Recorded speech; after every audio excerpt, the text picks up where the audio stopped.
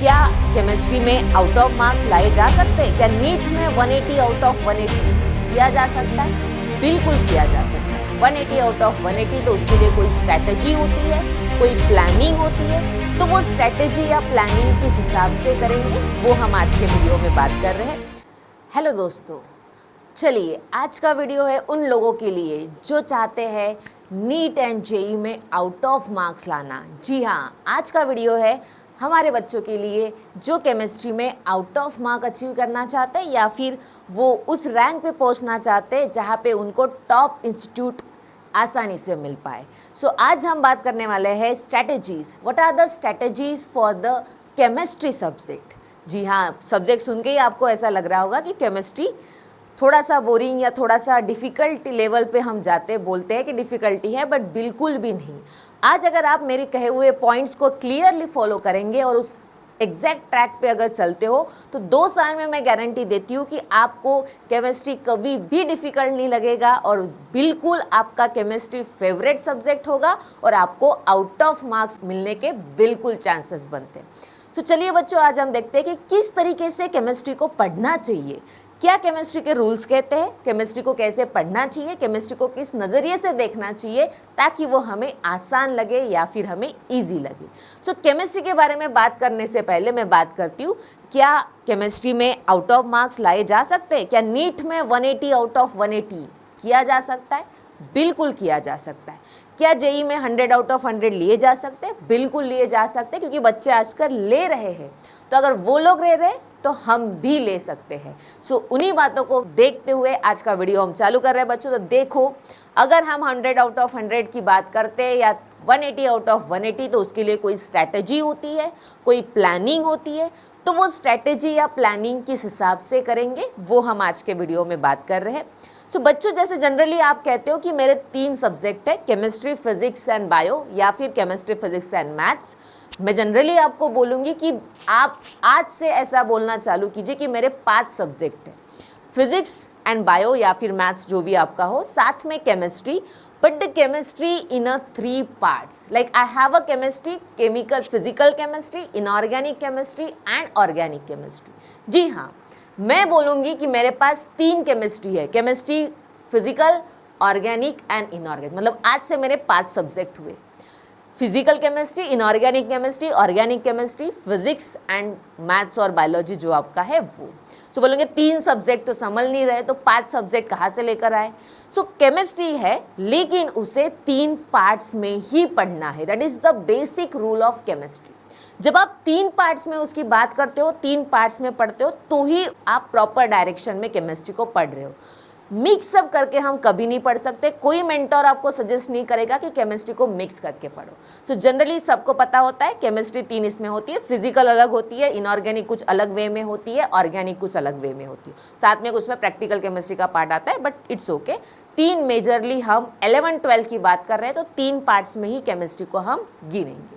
सो मैं आज आपको कुछ ट्रिक्स बता रही हूँ जो एक पार्ट्स के ऊपर है कि अगर आप ऑर्गेनिक को फॉलो करते हो तो कैसे फॉलो करोगे, इनऑर्गेनिक की बात करते हो तो आप इनऑर्गेनिक केमिस्ट्री को किस हिसाब से आप चाहोगे कि आपकी केमिस्ट्री बेस्ट हो जाए। सो एक पार्ट के ऊपर चलते हैं बच्चों। सबसे पहले मैं बात करूँगी आपकी या मेरी फेवरेट ऑर्गेनिक केमिस्ट्री। हाँ, मेरी फेवरेट ऑर्गेनिक केमिस्ट्री है।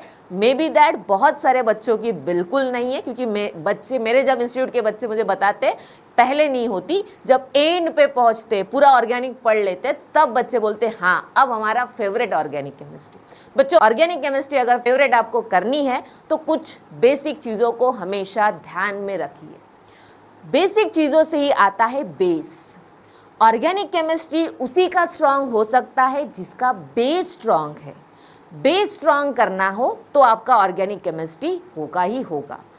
एक ऐसा पार्ट है केमिस्ट्री का, आपके केमिस्ट्री में एक ऐसा पार्ट है जहाँ केमिस्ट्री एक दूसरे से इंटरलिंक कर रही है, सीक्वेंस में चल रही है। अगर मैं बोलूँगी कि मेरा कोई बच्चा वन शॉट देखना है, डायरेक्ट को चलो अल्डिहाइड कीटोन एसिड के बारे में पढ़ने के लिए, उससे कुछ नहीं समझ में आएगा, उससे एक PYQ भी सॉल्व नहीं होगा। कोई बच्चा रैंडमली किसी भी क्लास किसी भी चैप्टर को उठा रहा है ऑर्गेनिक केमिस्ट्री के, कभी नहीं हो सकता। बेटा ऑर्गेनिक केमिस्ट्री एक ऐसी केमिस्ट्री है जो कि सीक्वेंस सिखाती है, आपको सीक्वेंस में चलना बताती है।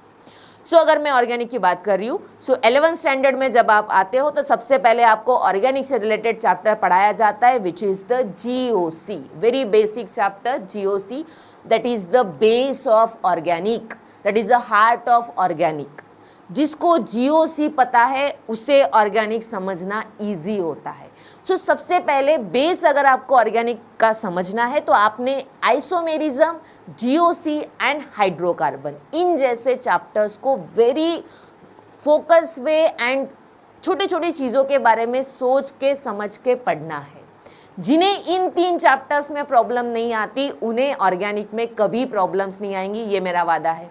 सो बिल्कुल आपका बेस क्लियर होगा तो आपका ऑर्गेनिक भी क्लियर होगा। तो सबसे पहली बात आपको बेस क्लियर करना है। बेस में 11 के ही चैप्टर्स आते हैं, ज़्यादा कुछ नहीं आता। मैंने जैसे बोला है GOC, या फिर आपका पकड़ लो hydrocarbon, isomerism part, optical activity, बहुत सारे आइसोमेरिज्म पार्ट उसमें होते हैं।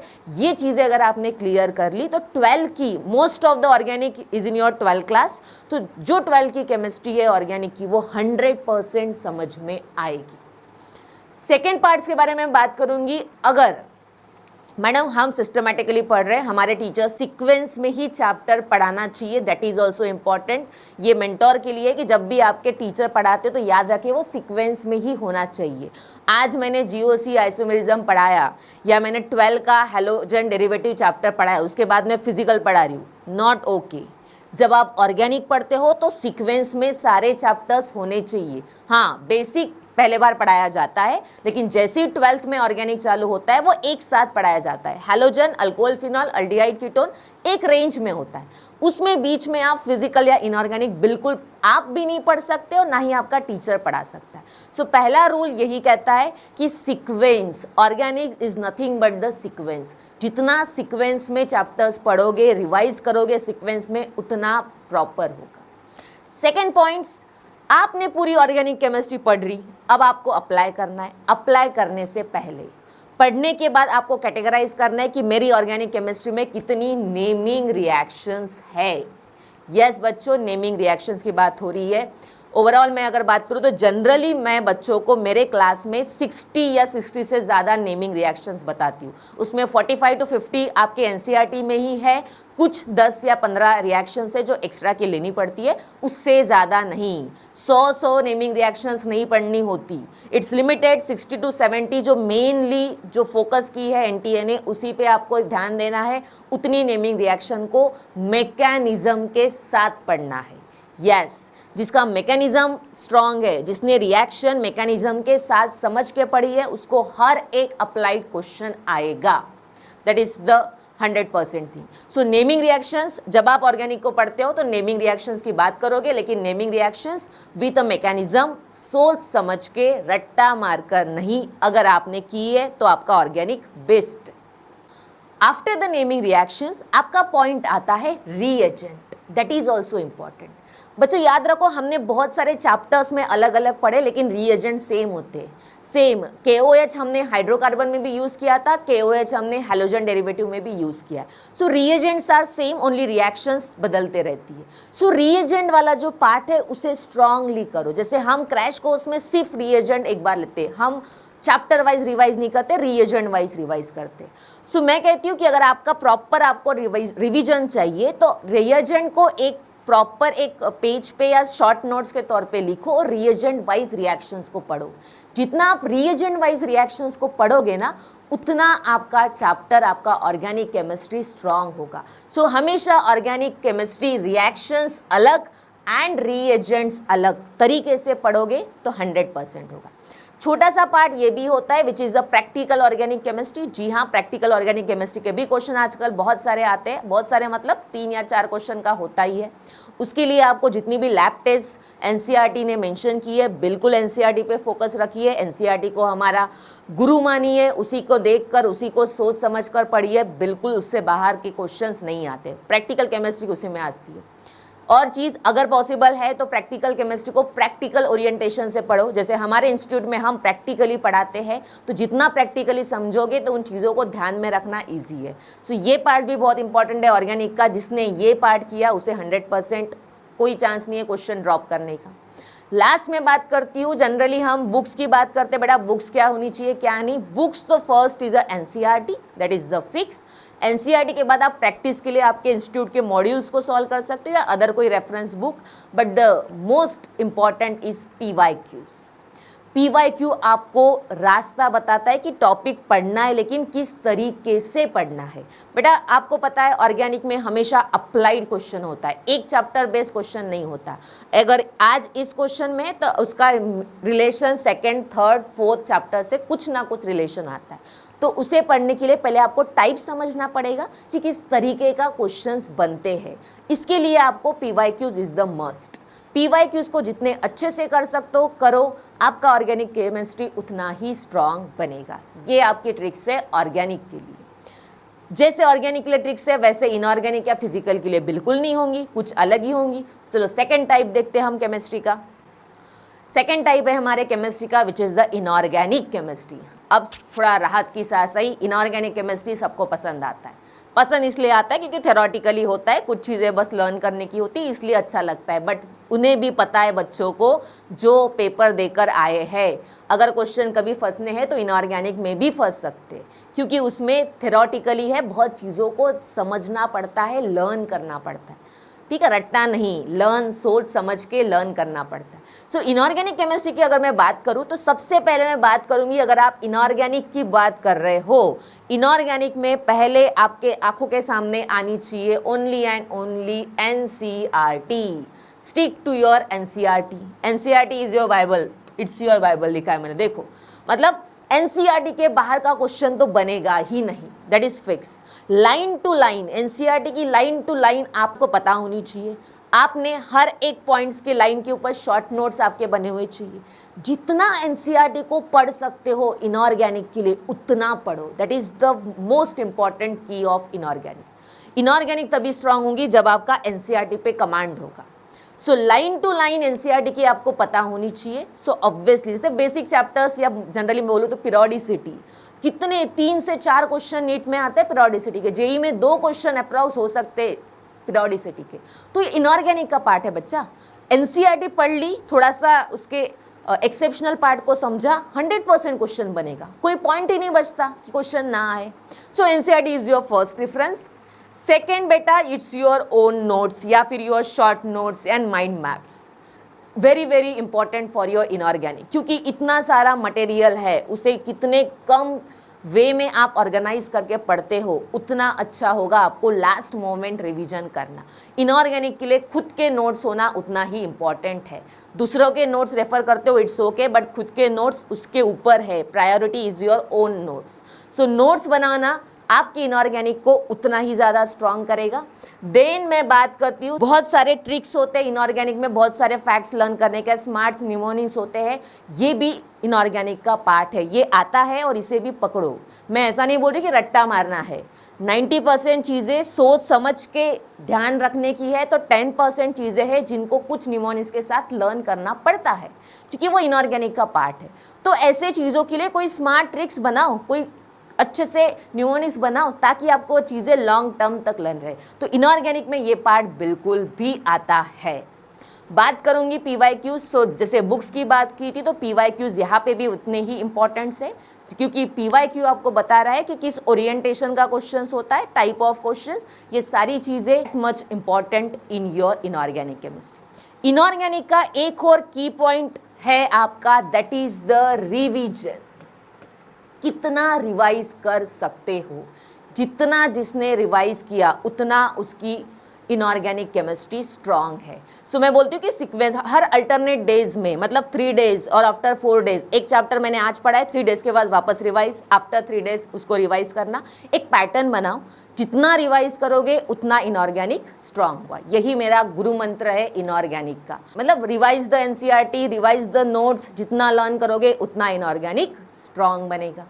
नेक्स्ट पार्ट की बात करूं, फिजिकल केमिस्ट्री। जी हाँ, फिजिकल केमिस्ट्री कुछ बच्चों को अच्छी लगती है, जिनको फिजिक्स अच्छा लगता है, कुछ बच्चों को बोरिंग लगता है क्योंकि न्यूमेरिकल्स है। बिल्कुल भी नहीं, गलत अजम्पशन है आपका। अगर मैं बात करी हूँ फिजिकल केमिस्ट्री, अगर उसके 16-17 क्वेश्चंस अगर नीट में आते हैं, उसमें से हाफ क्वेश्चन न्यूमेरिकल बेस है तो हाफ क्वेश्चन कंसेप्चुअलिज है। कंसेप्ट पता होनी चाहिए। तो पहला पॉइंट मैं बात करूंगी कंसेप्ट। जिसको कंसेप्ट के बारे में नॉलेज है, जिसको कंसेप्ट पता है, उसे फिजिकल केमिस्ट्री का न्यूमेरिकल्स भी पता है, उसके क्वेश्चंस भी पता है। सो कंसेप्ट पे ध्यान देना, that is the most important. Next मैं बात करती हूँ प्रैक्टिस। फिजिकल केमिस्ट्री उसी की स्ट्रांग है जिसने पेन घिसे हुए हैं। जी हाँ, आपको प्रैक्टिस करना must important in your physical chemistry, क्योंकि बेटा सारी चीज़ें होती है लॉजिकल अप्रोच। मैंने आज फॉर्मूला पढ़ाया, मैंने फ्यूजिंग पॉइंट डिप्रेशन, मैंने एलिवेशन इन बॉइलिंग पॉइंट, फॉर्मूले पढ़ाए, लेकिन क्वेश्चन सिर्फ फॉर्मूला बेस्ड तो होता नहीं है, बहुत सारे फैक्टर्स उसके अंदर आते हैं।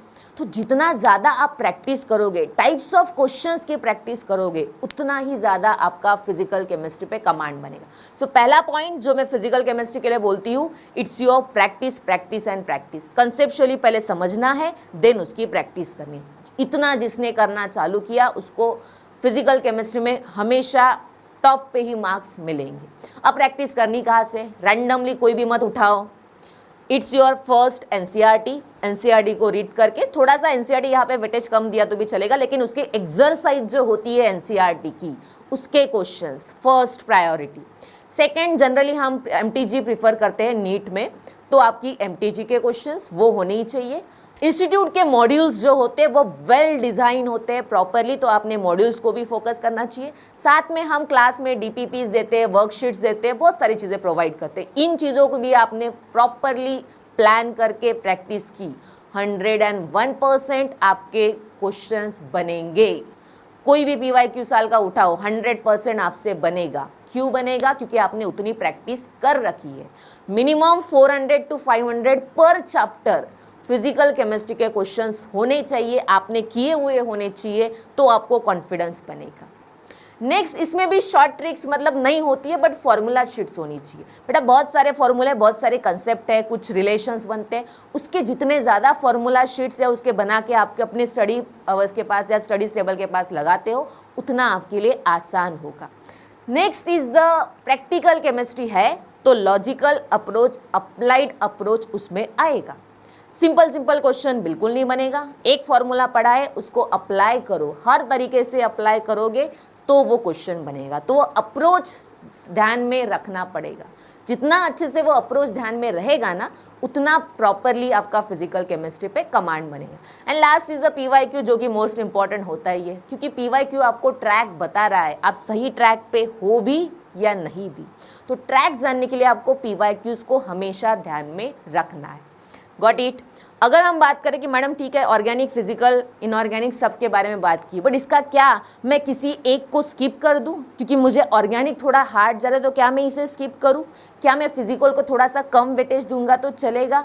बिल्कुल भी नहीं। देखिए बच्चों, मैंने लास्ट ईयर का नीट का पेपर एनालिसिस निकाल के दिखाया है। अगर इस पेपर एनालिसिस में आप ध्यान से देख रहे हो, तो इसमें मैंने कुछ क्वेश्चन को कैटेगराइज किया है। पहले मैं बात करूंगी इसकी कि फिजिकल, इनऑर्गेनिक एंड ऑर्गेनिक। अगर आप क्वेश्चंस को देख रहे हो ध्यान से, इट्स नॉट दैट कि एक को स्किप करो या एक को कम वेटेज दो। ऑल आर इक्वली वेटेज, सबको इक्वल वेटेज है। तो जितना तीनों टॉपिक्स को इक्वल वेटेज पे ही पढ़ना है, इनऑर्गेनिक, फिजिकल, ऑर्गेनिक, इक्वली। ये स्ट्रांग ये वीक नहीं चलेगा। जो तीनों के तीनों स्ट्रांग होंगे तो ही आपका वो पॉइंट, आपका विजन क्लियर रहेगा। सेम क्वेश्चन का पैटर्न अगर देखोगे तो ऐसा मत समझो कि बहुत डिफिकल्ट है। डिफिकल्ट 10 या 12 क्वेश्चन, 8-9 क्वेश्चन डिफिकल्ट होते हैं, बाकी मॉडरेट एंड ईजी लेवल पे ही क्वेश्चन बनाए जाते हैं। तो बिल्कुल वो दिमाग से निकालो कि बहुत ही ज़्यादा हार्ड क्वेश्चन होता है, ऑर्गेनिक का बहुत बड़ा क्वेश्चन, बिल्कुल भी नहीं। अगर आपने इन ट्रिक्स को फॉलो करके प्रॉपरली 2 साल मेहनत की है, तो आपसे हर टाइप का क्वेश्चन बनेगा और आपको हर टाइप का क्वेश्चन सॉल्व करते हुए आएगा। सो बच्चों, मेरा बस यही कहना है, इन ट्रिक्स को फॉलो करो। 100% 2 साल के बाद आपका रिजल्ट बहुत अच्छा आएगा और आपको आउट ऑफ मार्क्स मिलने के 100% गारंटी मैं लेती हूँ। ऐसे वीडियोस को देखने के लिए हमारे चैनल को सब्सक्राइब करो। Thank you. चलो मिलते हैं नेक्स्ट वीडियो में।